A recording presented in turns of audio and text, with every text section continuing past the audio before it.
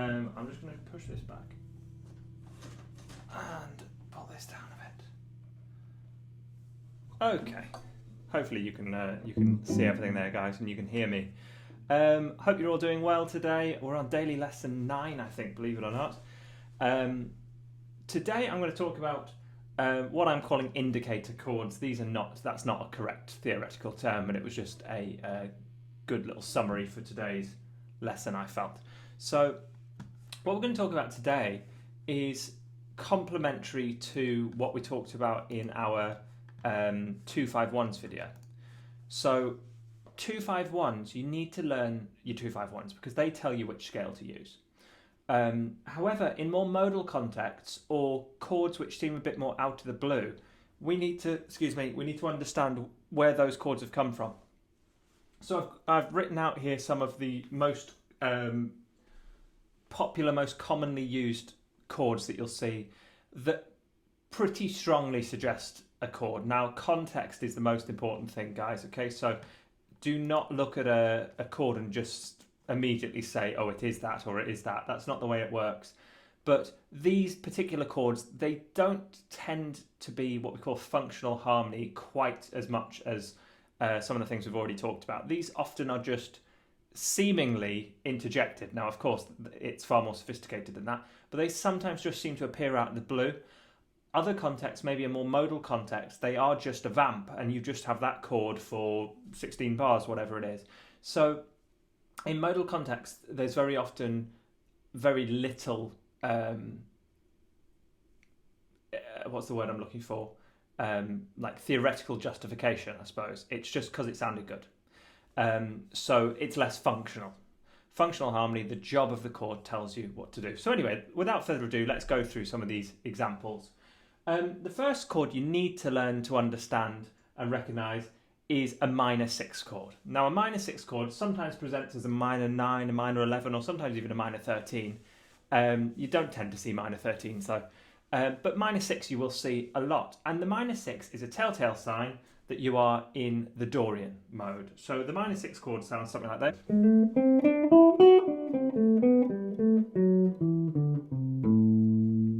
Now in bracket T, you'll notice I've written melodic.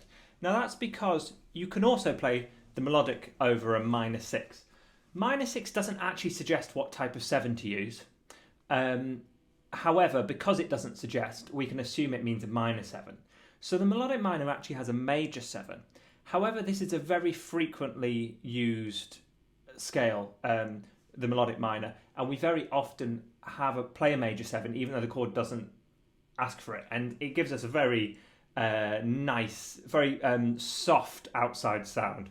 So if this is my chord again, with a melodic minor over the top.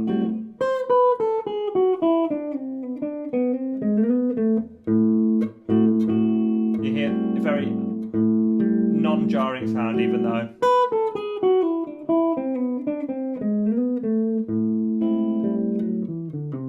okay, so the best approach though is knowing that you can use the Dorian and the melodic. The only difference between them is the 7, so you just use both, which gives us a bebop scale, which sounds like this. Okay.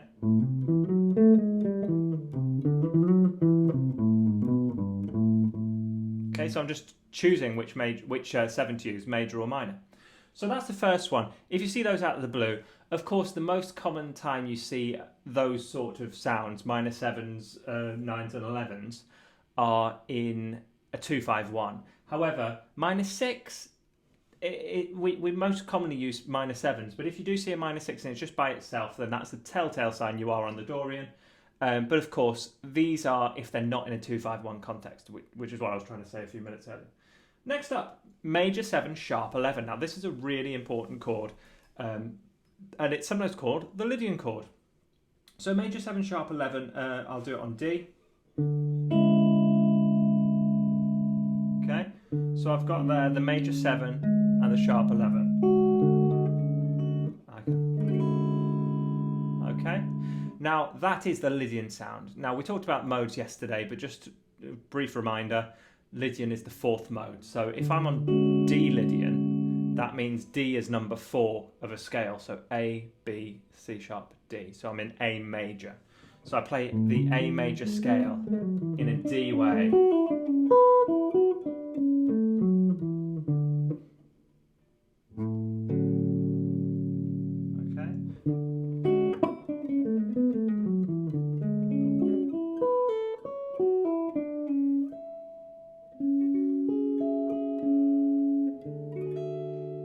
All that stuff, very Lydian sounding.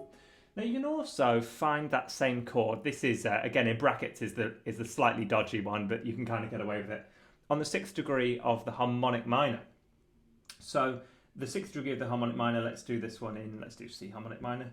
Easy for my brain to understand. We can have A flat, C, D, and G, and I can play C harmonic minor over that.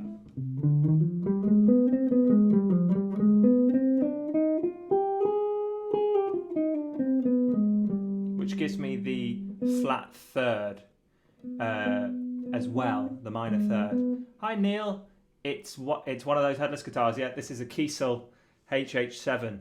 Thanks for saying hi, Neil. She's a beauty, isn't she? There you go. Stunning little axe. Alan Holdsworth model, this one. So over a Lydian, the correct mode is Lydian. Obviously, over major 7 sharp 11, I should have said the correct mode is Lydian. But you can also get away with a harmonic 6, harmonic minor 6. Next up, minor 7 flat 5. Sometimes you see this sign instead, which we call half diminished. I used to say half diminished. I prefer minor 7 flat 5 now because it doesn't require a student to remember it. They just go, okay, I'll do a minor 7 and then flatten the 5th. Whereas half diminished, you've got to go, oh yeah, what does that mean again? So I prefer the more descriptive title. Now, this is normally a 2-5-1. Remember, we talked about 2-5-1s, I think it was lesson 4 or something like that. If you see a minor 7 flat 5 in the context of a 2-5-1, it is the second of a harmonic minor. But remember, we're talking here about more contextless scenario. Sharp 11. So there you go, we've already talked about F major 7 sharp 11. We've already talked about 2 of the chords from Inner Urge. In fact, all of Inner Urge is just those 2 chords, so you can already play that. So it's often the melodic minor 6 and the melodic minor 7. Melodic minor 6 is the most common. So if I'm on, like in an Inner Urge, F sharp 7, F sharp minor 7 flat 5, sorry, I could play A melodic minor because F sharp is note 6, G sharp would be note 7, and A would be back where I started. So if this is mode 6, I need to find what mode 1 is. So A melodic minor.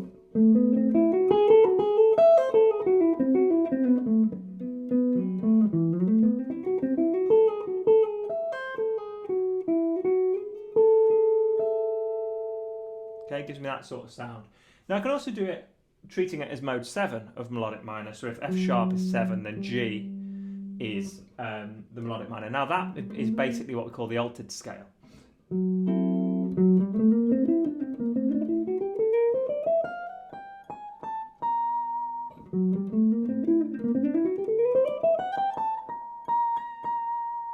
Okay, those sort of sounds. It's also harmonic 4. It lives on harmonic 4. You would rarely use this, but I didn't want anyone telling me off for not giving them all the options. There's always a know-it-all who goes, well, you didn't say 4. So harmonic 4 would be, let's say F sharp was 4. That would mean we would be in C sharp harmonic minor.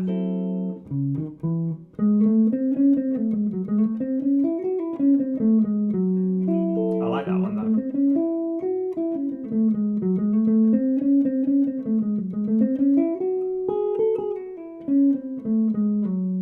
Pretty cool.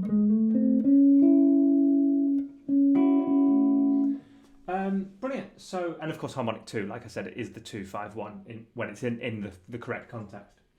Nearly there, guys. Minor major 7. Now minor major 7 lives in 3 places.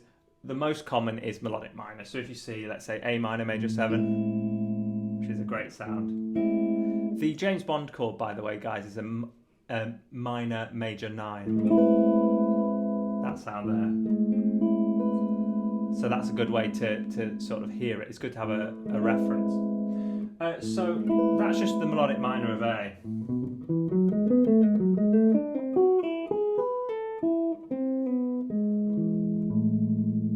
Okay. Now, it also lives on the one of the harmonic minor.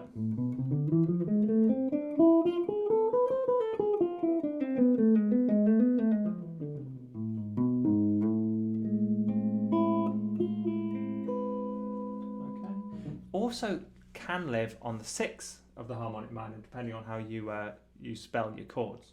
So 6 could be a Lydian sound, but it could also be a melodic minor sound. Again, let's do that in on A. So if A is the 6th, that means I'm in C sharp minor again, conveniently, which means I've got this scale.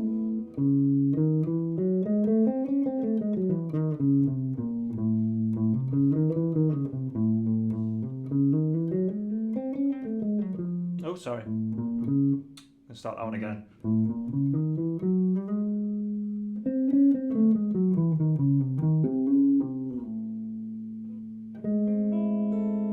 Hopefully you can hear that sound of that. Weird one, I'm not used to playing that one. I quite like it. All these harmonic ones, we don't tend to use anywhere near as much. But I'm going to practice those more because I quite like those sounds.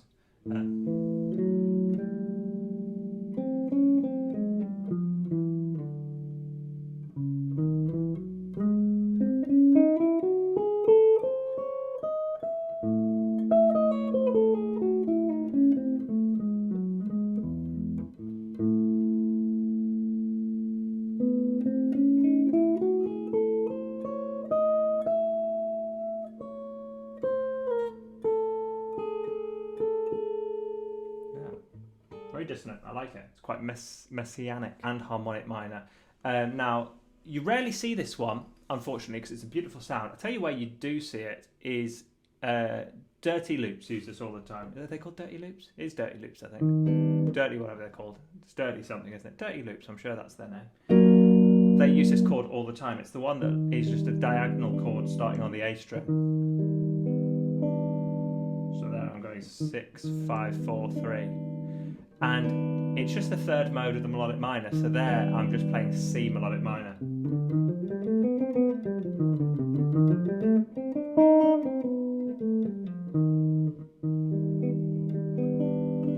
Like that. Okay? And it lives the same on the harmonic minor.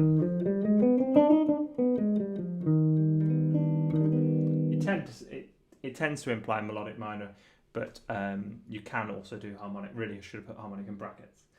Now, I use that when I'm on a altered chord. If you ever see like G alt, I would play E flat, augmented major 7 over G would sound like this. Okay, just gives you a great sound.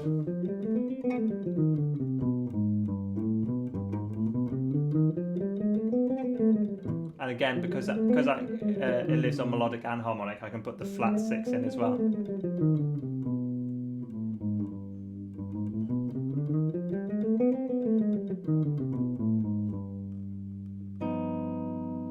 It just sounds altered, you see. It's just really an altered chord.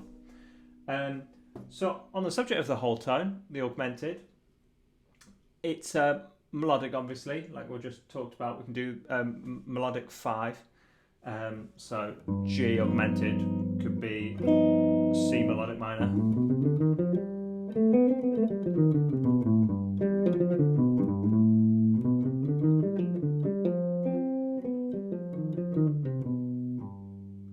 It could be the whole tone scale.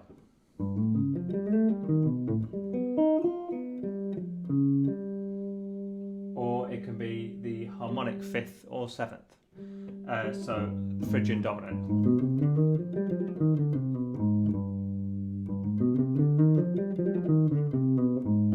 And it can be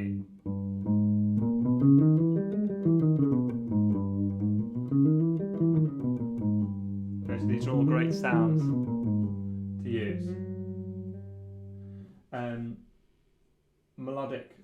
Okay, so next up is a 7 sharp 11. This is a really important chord. This is, we often use this instead of a 5 chord. You'll see a 7 sharp 11 built on the flattened 7 degree. So we get this in stellar. And it resolves up to the major 7. That is melodic minor. If you see that, you are playing the 4th mode. It's the melodic minor's Lydian alternative, and we call it Lydian dominant is the proper name for it. But again, you don't need to know those names. You just need to know your 3 classical scales: major, melodic minor, harmonic minor, and 2 flavor scales thrown in for fun: whole tone and diminished. And anything else you could possibly think of, you can create just by combining the scales you already know. Like I've already shown you a few bebop scales today, just by playing 2 scales simultaneously.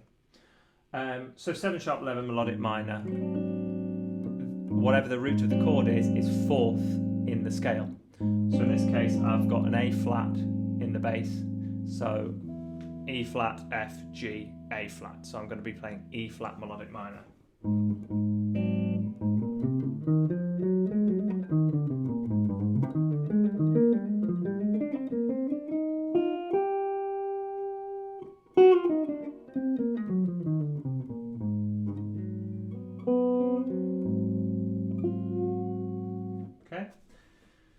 Next up, diminished. Okay, normally just written as a circle. Diminished 7. Diminished is harmonic minor. Diminished, to put it a better way, harmonic minor is a diminished scale. Now, it's not technically a diminished scale, but the harmony it creates is all dominant diminished. Okay, we're about to do one more example in a second. Anything it creates have a diminished character to them, and it's got that symmetrical diminished chord moving through the scale. So if you see a diminished, you are on the 2, the 4, the flat 6, and the 7 of the harmonic minor, whichever one you fancy. It's often dictated by where that diminished chord is going. Diminished chords often resolve up by a semitone in the bass note, so that can give you an indicator of where to go to. But of course, on a diminished chord, you can play a diminished scale. Diminished scale, in case you're not sure, whole half or half whole. The diminished version of the diminished scale is whole half. And the dominant version, the altered version, is half whole. So if you're playing over a 7 chord,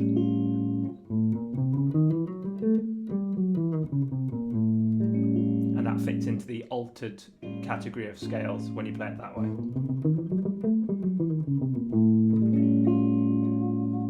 Finally, 7 flat 9. You are in the harmonic minor. I wanted to re-emphasize this one because we talked about this in the 2-5-1s, but if you see a 7 flat 9, you are harmonic minor, and we call this one technically Phrygian dominant when you're playing the 5th mode of the harmonic minor. So if I was on G7 flat 9, which would be like this, you could have the sharp 5 in there as well, which is technically the minor 3rd. And I've got it's the Ingve sound.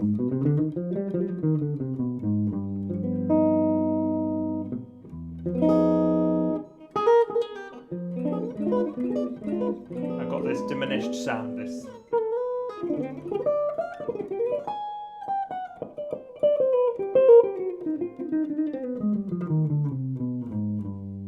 Okay, most Ingve solos, most of his songs, they go through a sort of solo section where they're all going.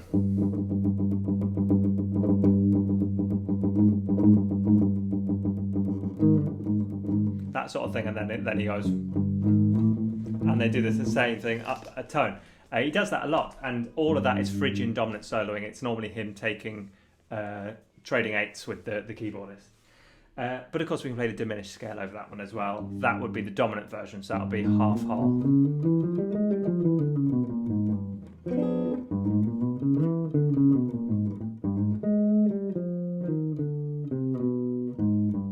Sorry, I went back into harmonic minor.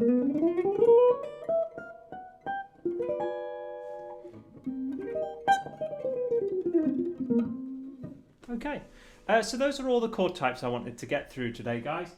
If you recognise any of those in a tune, hopefully you'll be able to remember which scale to play.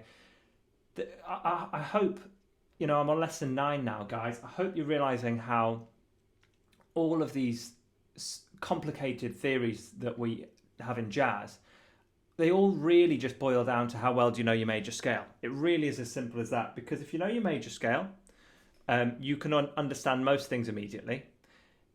If you know your major scale, you flatten the third. You can teach yourself the melodic minor and how to understand it. It's not a major scale with a flattened third, but that's the way to think about it in terms of finding the notes. It doesn't function that way though. That's why people get triggered by people saying it's a major scale with a flattened third. And then finally, if you can do your melodic minor, your major and your melodic minor, the harmonic minor is just a major scale with a flattened third and a flattened sixth. And you teach yourself all that language. And once you're there, you'll learn all the chords of those three scales. Teach yourself them properly. Don't just teach them as random shapes on the guitar. That's not very helpful. Study the pen and paper. Learn those three scales, and the rest of your life you will always know what to play. You'll always have something to play. Any little bonuses, what I call flavor scales, whole tones, diminished, pentatonics, blues, all those things, they're great. But the reason we like the pentatonic so much as a guitarist is, I think, because it's easy to play, or it's the easiest. It's got the fewest notes. So that's not to say you can't build an incredible career on the pentatonic. Most of the blues guys did that, and they are far better players than most of us will ever be. And they did all that with just five notes and a few others thrown in there for good measure. But if we're wanting to move into more sophisticated jazz language, we can't just use pentatonics. We do need to understand how everything fits into the context, the function of the piece. So on that note, guys, I think I'm going to call it a day. I'll just wait for this stream to catch up, and then I'll hopefully see you all in the next one. Whoops, I've just zoomed in there for some reason.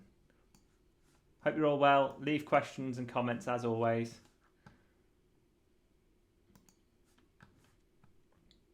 Which third, major, minor, which three, major, minor and harmonic? Yeah, sorry, which three scales? Yeah, Neil. The three scales you want to learn are major.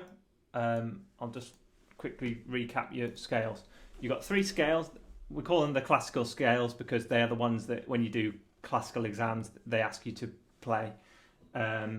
Major scale, root, tone, tone, semitone, tone, tone, tone, semitone. Okay. All I do is, instead of playing root, tone, tone, I'm going to flatten that note by a semitone, what we call flattening the third.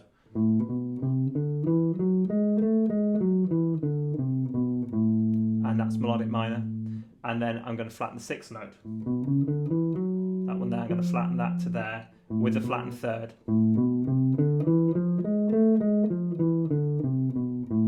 And I am now playing the harmonic minor.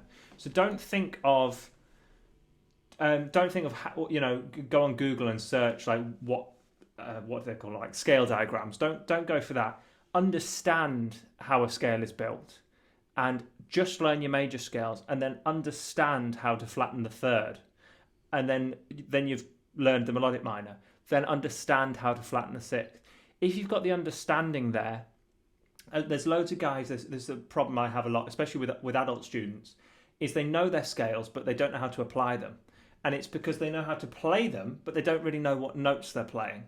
They've got the shapes down, but they don't have the understanding down. So make sure you build them by understanding. It's slower than looking at a diagram, but it gives you far more return on your investment.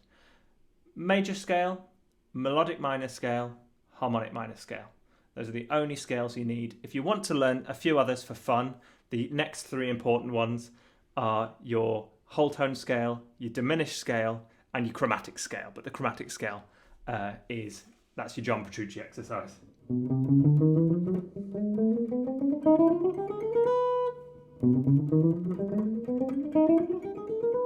Okay, so those are the backbone scales, and the second three are just for fun. The first three are essential, and you need to understand what harmony comes from them. You need to understand how to build them and how to apply them. 2 5-1s in all three. Okay. Any other final questions before we go?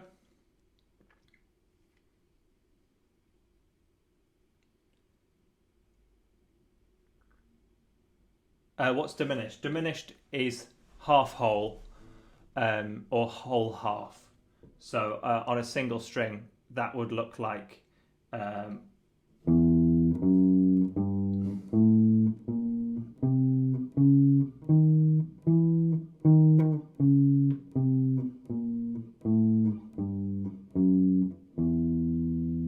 That's diminished. Robin Ford uses diminished a lot. You can look into Robin Ford. He's always in interviews asked about the diminished scale. He does some brilliant bluesy demonstrations, like that